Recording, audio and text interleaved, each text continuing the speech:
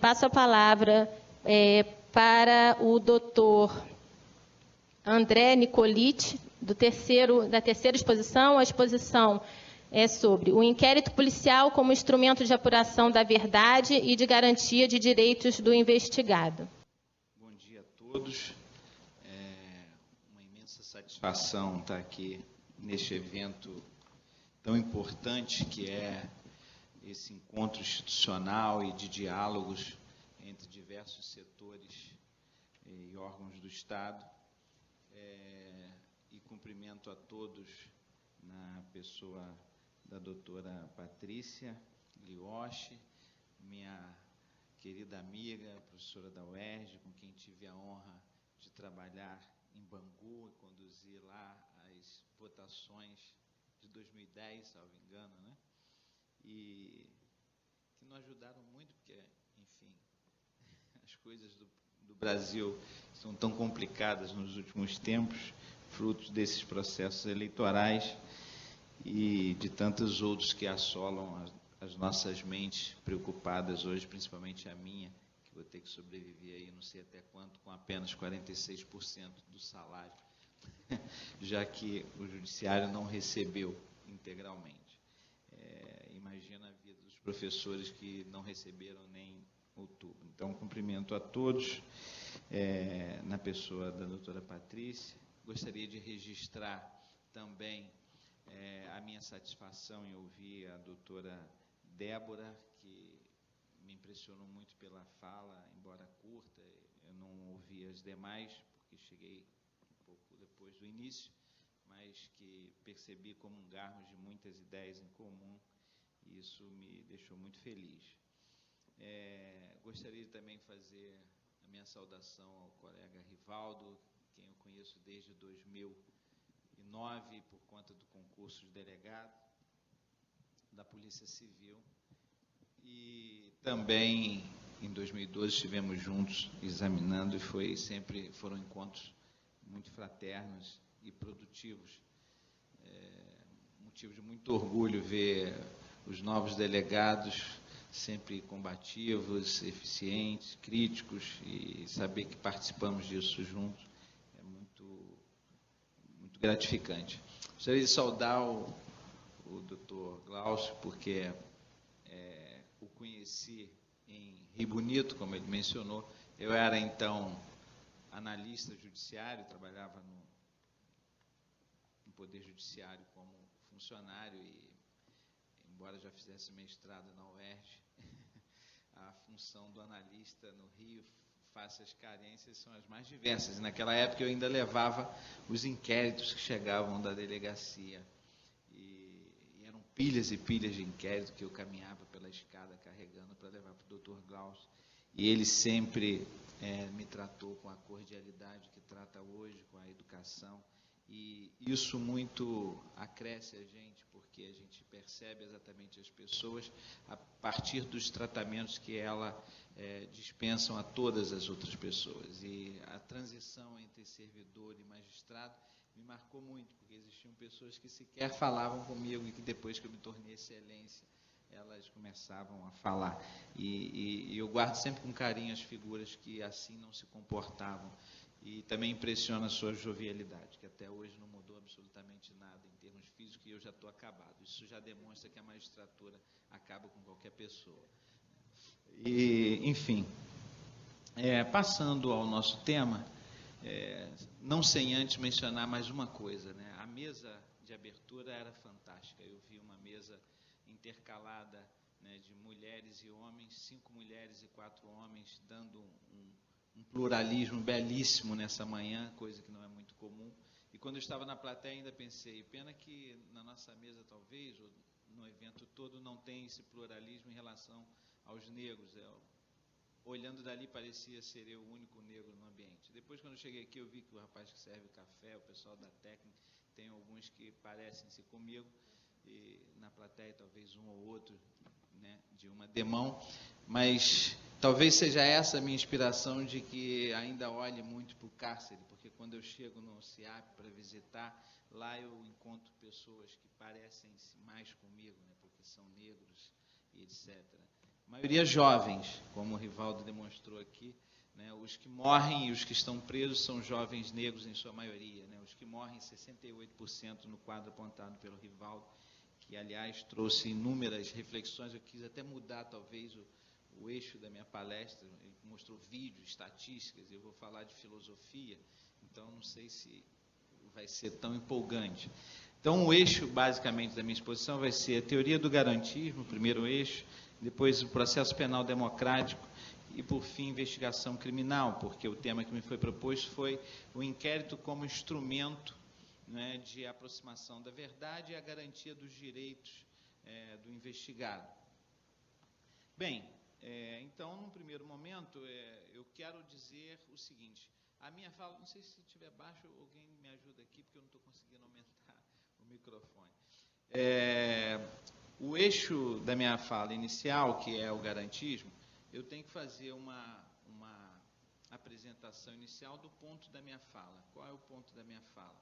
O ponto teórico é uma fala baseada numa teoria do direito, chamada o garantismo penal. Na verdade, o garantismo, né, embora ele tenha um eixo voltado para o direito penal, ele pensa o direito como um todo. E a segunda colocação é que não é uma fala institucional ou corporativa. Eu prefiro sempre falar como professor, ou seja, falar daquilo que é fruto da minha motivação acadêmica, dos meus estudos de mestrado e doutorado, do que como, praticamente, sem me descuidar da minha experiência como magistrado, mas uma reflexão teórica. Aliás, uma preocupação que era do próprio Ferrajoli, que pensava desde o início a ideia da articulação teoria e prática, ou seja, nenhuma teoria sem um controle empírico e, ao mesmo tempo, nenhuma prática sem princípios. Hoje nós vivemos muito no Brasil uma situação dessa, uma teoria sem um controle empírico e uma prática, principalmente essa, uma prática sem uma reflexão teórica e sem os princípios, o que pode, muitas das vezes, ser até mais nefasto. E quando eu digo isso, não institucional e não corporativa, porque um outro pressuposto que eu tenho é de crítica às instituições democráticas. Nós precisamos criticar as nossas instituições exatamente para que elas avancem, porque se eu pego para o meu filho e só falo, você é linda, você estuda muito, você tira o CR alto e etc., isso não vai fazer com que ela caminhe. Então, eu tenho que apontar exatamente onde ela ainda apresenta algumas falhas para que ela possa evoluir. Então, eu sempre faço uma fala, digamos assim, crítica às instituições, não só as minhas, como a todas as instituições, porque como acadêmico eu tenho esse dever. Então, eu sou uma pessoa extremamente crítica ao judiciário, extremamente crítica ao Ministério Público, extremamente crítica à polícia, embora reconheça em todas essas instituições fundamentais para a democracia, essenciais ao sistema de justiça. Mas, muitas das vezes, nossa visão corporativa ou institucional, as mazelas institucionais às quais nós estamos presos, inibem que nós tenhamos uma visão crítica e, com isso, inibe o avanço institucional. Então, a gente comunga exatamente dessa ideia de que, a partir de uma visão crítica, nós podemos avançar. Muito bem. A teoria do garantismo, ele parte de um referencial iluminista, liberal, que veio desde Becarias a Carrara. Então, eu costumo dizer, eu sou um conservador, eu sou uma pessoa fincada no Estado de Direito, ou seja, uma ruptura com a concepção absolutista de poder, que foi superada pelo Estado iluminista, pelo Estado liberal, não é? E que margeia a preocupação constante entre a tensão, entre a antítese, liberdade e poder. Essa sempre foi a tônica, né, da existência humana em sociedade, uma tensão entre liberdade e poder. E quando foi dito aqui na primeira exposição que a maioria dos casos, por exemplo, são de agentes do Estado, isso demonstra muito bem quanto essa tensão é relevante, uma tensão entre liberdade e poder. Então, o garantismo se opõe a um autoritarismo, a um decisionismo, isso agora virou moda, né, o decisionismo. Nós, juízes, não temos mais compromissos com a legalidade, com o Estado de Direito, e queremos argumentar e interpretar tudo ao nosso talante, à nossa vontade, à nossa boa vontade, à nossa boa intenção, mas muitas das vezes descolados daquilo que é fundamental numa democracia e no Estado de Direito. A lei é o limite de todas as coisas, ponto. E a partir do momento que nós começamos a transcender essa esfera da legalidade, começam a aparecer reações que vão transformar esse país numa barbárie, como a que nós vimos agora recentemente, com a tentativa de criminalizar as decisões judiciais e as atuações de outras instituições. Enfim, é óbvio que eu sou contra qualquer processo de criminalização, porque eu não acredito no sistema penal, no direito penal, para efetivamente produzir bons frutos, porque os dados aqui que me precederam mostram isso. Então, eu não vou ficar feliz com a criminalização, né, das decisões judiciais. Mas temos que fazer a nossa meia-culpa e nós temos muito a colaborar com esse cenário. E vou dar um exemplo. Pena que só estão pensando em criminalizar agora, porque os abusos do Estado e das instituições estão alcançando a camadas antes não alcançadas. Mas o que eu tenho sustentado em todo lugar que eu tenho falado, que o que nós estamos vendo no país hoje não é um processo de democratização, é um processo de democratização da ilegalidade. Aquilo que só atingia os meus jurisdicionados pobres e pretos em São Gonçalo, estão se expandindo para as classes dominantes, para as classes políticas, e que está agora, como foi o exemplo da algema, né? Enquanto se algemava preto e pobre no Brasil o tempo inteiro, ninguém falou nada.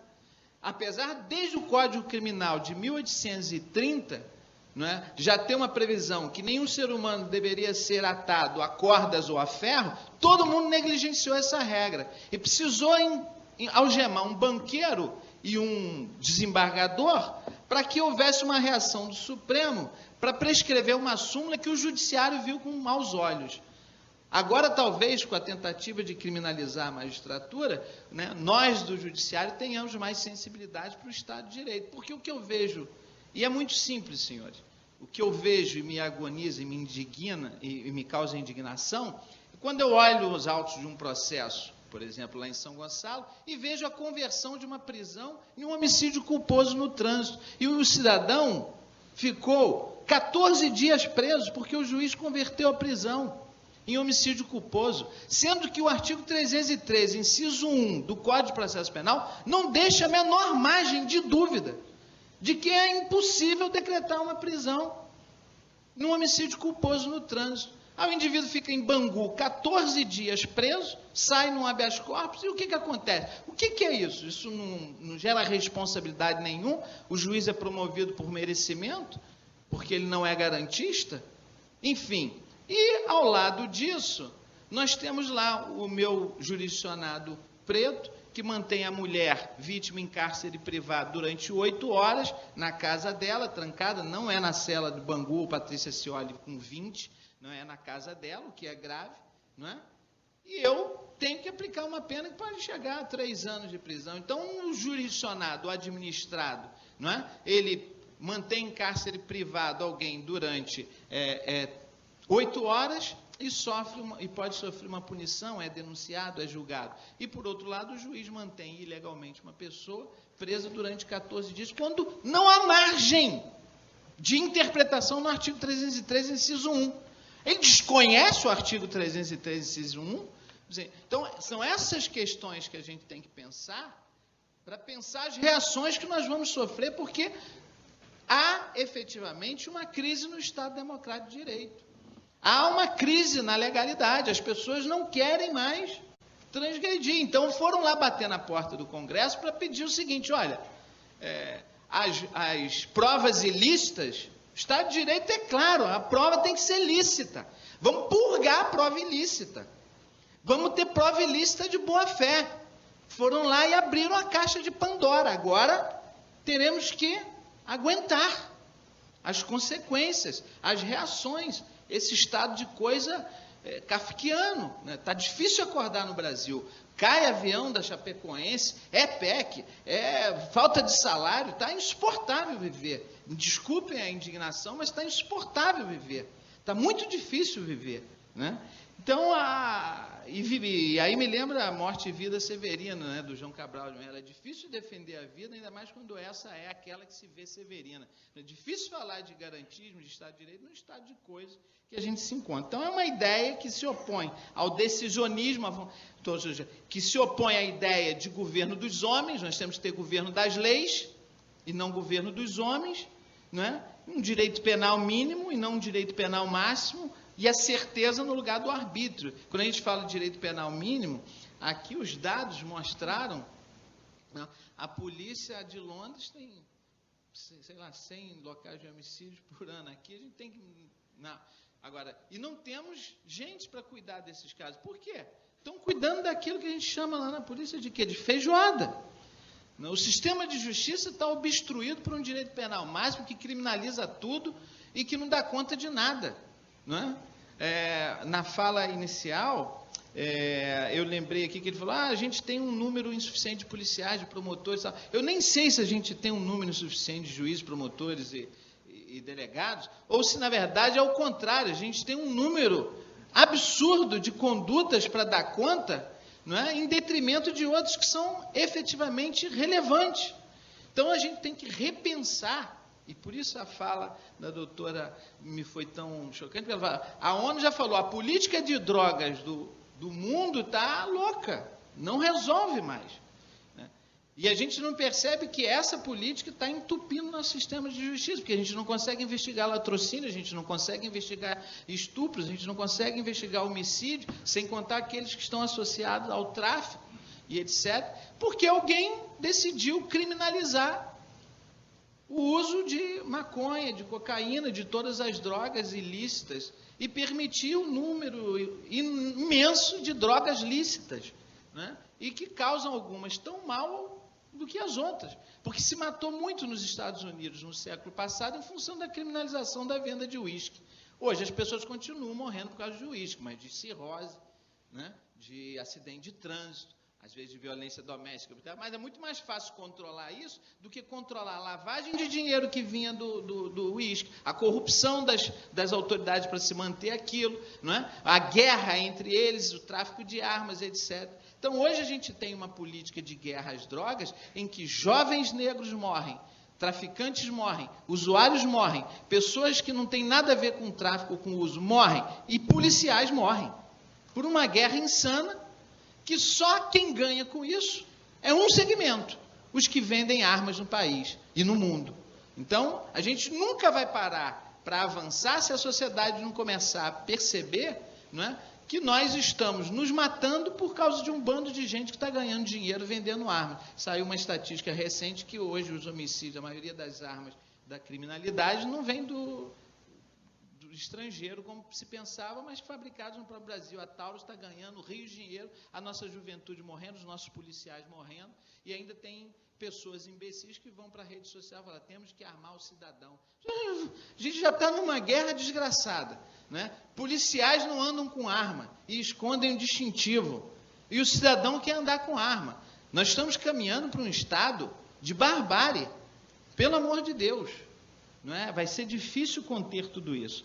Pois bem, essas são as premissas teóricas da nossa fala. Precisamos voltar ao século das luzes, ao iluminismo, né? E fugir de uma epistemologia inquisitiva em que o juiz quer concentrar todos os poderes. Nosso Código de Processo Penal transforma o juiz em delegado, pode de ofício, né, determinar diligências que o delegado não pediu, que o promotor não pediu. Que homem superpoderoso é esse que entende mais de investigação do que o delegado ou do que o promotor? Enfim, o substancialismo que dá a matriz, segundo Ferrajoli, nós estamos falando de Ferrajoli, que escreveu isso nas décadas passadas, mas olha como isso é atual, não é? A ideia de substancialismo, moral, pecado, os juízes colocando seus valores, não é, para resolver os conflitos, se margeando a lei, não é? O decisionismo, a busca cega pela verdade, todos esses aspectos são matrizes autoritárias e inquisitivas. E aí o Ferrajoli fecha a sua obra pensando em Ehring, dizendo, a luta pelo direito é um dever contra si mesmo e contra os outros. Isso marca muito a minha atuação. Eu sempre fico pensando, toda vez que eu quero demais prender alguém, fazer alguma coisa, e olho a lei, olho os limites, e não consigo enxergar uma explicação para aquilo, eu falo, então, se eu fizer isso, eu vou estar me transformando num déspota. Os senhores acham que se controlar é fácil? Né? Por isso, talvez que a academia, a sala de aula me seja tão importante, porque eu não posso escrever uma coisa. Tem gente que faz isso, com uma tranquilidade danada. Né? Tem gente que até faz palestra diferente, dependendo do público. Né? Então, tem gente que faz isso. Eu não consigo escrever uma coisa, falar para os meus alunos e decidir outra. Então, isso me dá um controle, porque eu não posso fugir daquilo que eu ensino. Né? Então, é uma das coisas que Hering já ia dizer lá. A luta pelo direito é um dever de controlar a si mesmo e também os outros. Nós gostamos muito de controlar os outros, né? Mas controlar a nós mesmos, né, é mais difícil. Costumo dizer que no judiciário é muito comum a gente ter o seguinte, a gente quer sempre mais poder e menos trabalho. Eu sou um cara que, sei lá porque eu optei por certas coisas na vida que sempre me dão o contrário, mais trabalho e menos poder. Por isso que eu acho que o Ministério Público pede absolvição, tem que absolver. Mas por que tem que absolver? Mas se o Ministério Público está dizendo que avaliou a prova, é o fim de tudo, ele acha que aquilo é infundado, é sinal de que na época da denúncia ele nem iria denunciar. Mas as pessoas creem tanto no sistema punitivo que acham isso um absurdo. Eu estou renunciando ao poder porque eu deposito numa outra instituição democrática, fundada para isso, que vai resolver isso. O sistema acusatório é isso, a polícia está lá, o Ministério Público, por que eu vou desconfiar? Se o acusador, se ele propôs a ação porque ele tinha elementos mínimos, ao final daquilo ele se convenceu, ele não está retirando a demanda, porque houve toda a produção probatória, a ação foi exercida e se esgotou, mas ao final o órgão responsável por isso disse, olha, não tem prova, e se eu tivesse voltado no tempo, eu jamais teria oferecido essa denúncia. Aí o juiz vai, porque ele é o melhor, porque ele é o mais sábio, porque ninguém viu a obra de Dalí, o toureiro, ou talvez tenha discutido as novas questões sobre a verdade na filosofia, em Nietzsche, em Ferrajoli, em tantos outros filósofos. Ficamos adstritos ao nosso mundo da dogmática, não conhecemos literatura, não conhecemos filosofia, não conhecemos outras fontes. Né? O mundo hoje não se explica mais pelo que o Congresso produz. Meu Deus, 10 minutos, vamos lá. Então, delegados, promotores, juízes, nós temos que nos limitar. Então, uma investigação que observa o sistema de garantias é uma investigação que acredita nos seus próprios limites, que se autolimita, que tem por parâmetro o princípio da legalidade. Um dos grandes problemas do ordenamento não está propriamente no seu reconhecimento, e sim na sua efetivação. Essa é a tônica do garantismo. Kafka vai dizer lá, quando K foi levado, todas as leis estavam em vigor. E na minha tese de doutorado, por exemplo, eu trabalho com um caso concreto que eu analiso para provar que Kafka era um autor realista. Né? Ou seja, que os processos que Kafka pintou lá, e que parece ser algo, porque ele foi questionado, ele pertence ao realismo ou não pertence ao realismo? Um cara que escreve que o homem um dia amanhece inseto, ele não é um autor que fala da realidade. Aí alguém pondera. Mas quando você percebe o que acontece com um judeu, quando ele entra no campo de concentração, você entende que Kafka era um autor realista. Quando você olha determinados processos que você imagina inimagináveis, você pensa inimagináveis, você vê que Kafka era um autor realista, ele fala do que acontece. E na minha tese eu tentava mostrar isso, olha, esse processo existiu, era um João, era uma pessoa que respirava e que passou em pleno milênio que nós vivemos por um processo narrado por Kafka. Então, o processo, as leis existem, mas não são respeitadas, não são aplicadas. E o garantismo se esteia na tradição iluminista, exatamente de limitar o poder e de fazer com que a legalidade e a separação dos poderes existam. Então, essas críticas, garantismo é para soltar todo mundo, garantismo é para ter pena de bandido, os garantistas são absolutistas, não conhecem nem o garantismo e nem os garantistas são abolicionistas, não conhecem nem o garantismo e nem o abolicionismo, que são teorias que não se confundem, que não são as mesmas coisas. Né? E essa ideia é uma concepção equivocada. O garantismo hoje, eu costumo dizer, é uma posição conservadora, né, que diz que o Estado tem que ter poderes separados, né, e que o Estado tem que pautar-se pela legalidade. Isso foi inventado mais ou menos no século XVIII, né? Então, acho que isso não é nada de revolucionário, de transgressor. né? Processo penal. Processo serve para quê? Sempre se pensou o processo como instrumentalização do direito de punir. Isso gera um ambiente, uma atmosfera horrível. Por quê? Porque se pensa o processo não como garantia fundamental para proteger o indivíduo contra o poder do Estado. E aí você desvirtua tudo, né? E não se pensa o processo a partir da presunção de inocência, né?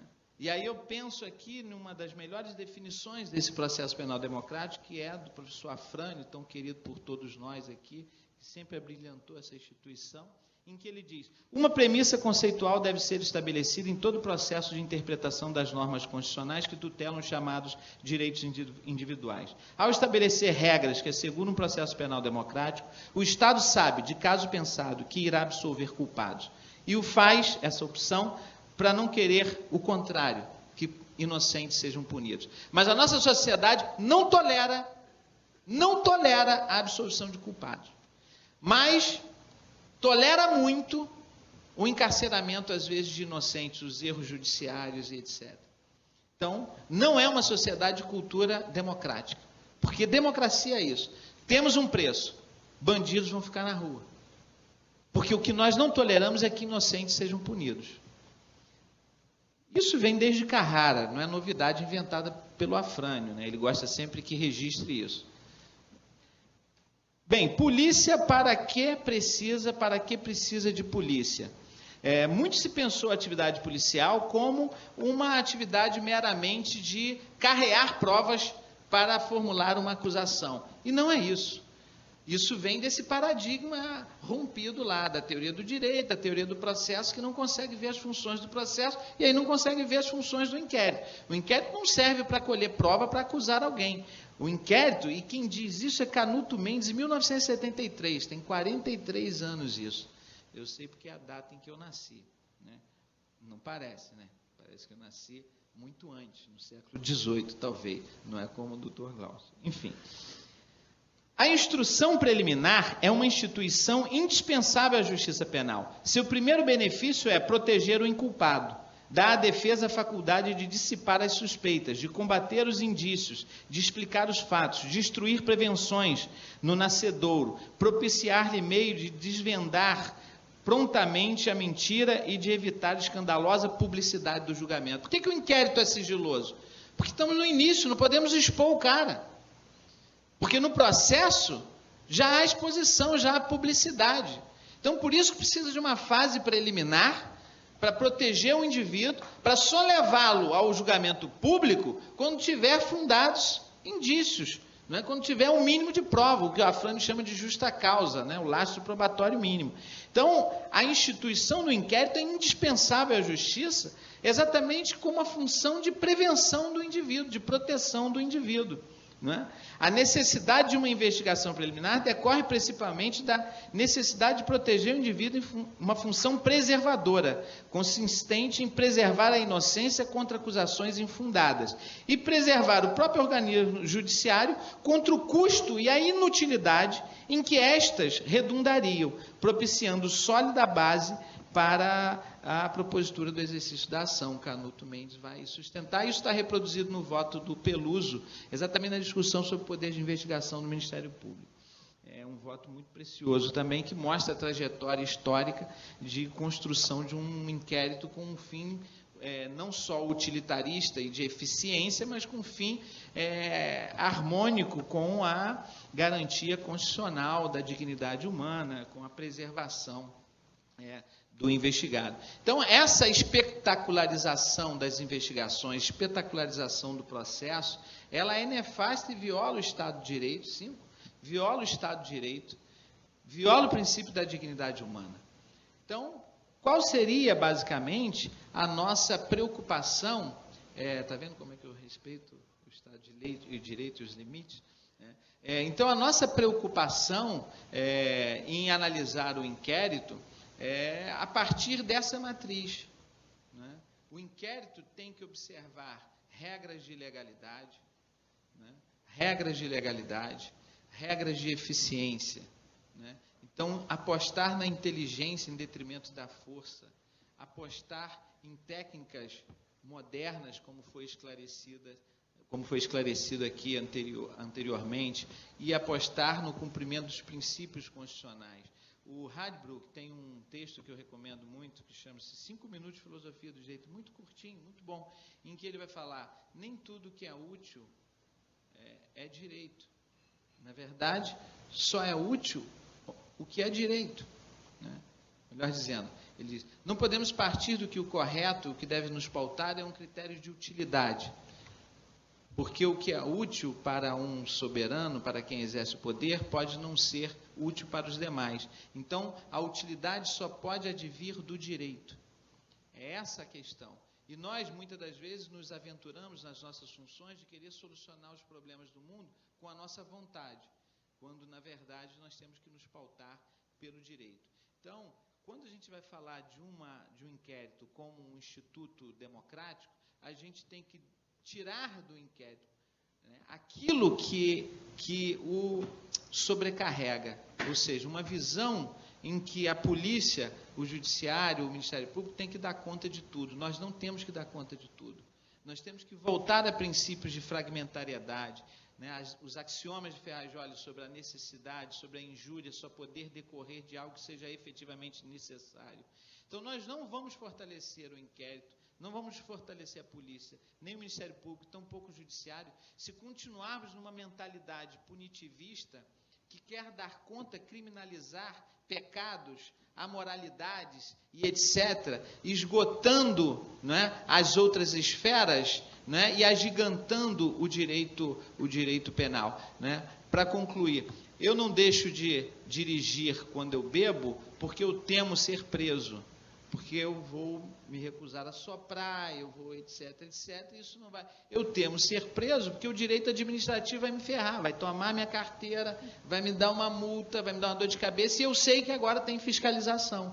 Então, o campo do direito administrativo vai permear a solução de diminuições de acidentes, etc., que o direito penal, às vezes, é indiferente. Em 1990, nós tivemos 90 mil presos, aproximadamente. Hoje nós temos 711 mil presos. Crescemos na casa de 700%.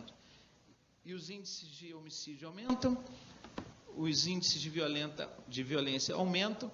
Isso demonstra que o agigantamento do sistema carcerário não decresceu em nada os problemas de violência que nós vivemos. E nós continuamos apostando nos mesmos mecanismos. Mais criminalização, mais cárcere, menos liberdade, mais poder e menos esperança. Muito obrigado.